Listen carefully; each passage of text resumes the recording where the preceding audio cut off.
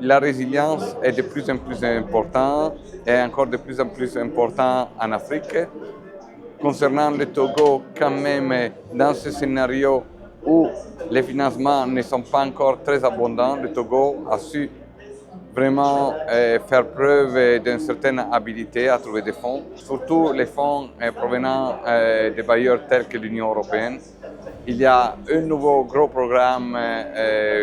qui est concentré sur la résilience écosystémique à travers la conservation des aires protégées et de leurs périphéries. Il faut se rappeler que c'est grâce aux aires protégées, aux zones arborées, à la biodiversité qu'on peut quand même s'adapter mieux au changement climatique et mitiger ses effets.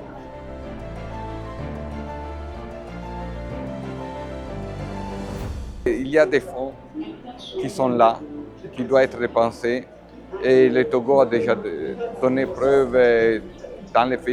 le contexte des pays africains de savoir très bien dépenser ces fonds. Et donc,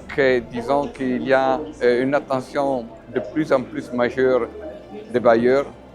à travers l'Union européenne, mais justement maintenant aussi la coopération luxembourgeoise, la coopération bilatérale européenne, à investir de plus en plus au Togo,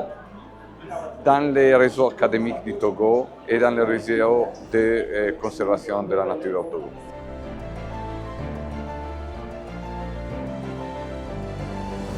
Mon organisation AESA sera, comme désormais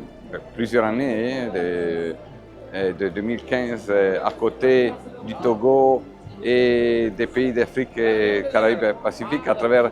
ces programmes financés par l'Union européenne pour conseiller, mais aussi faciliter ces pays à avoir accès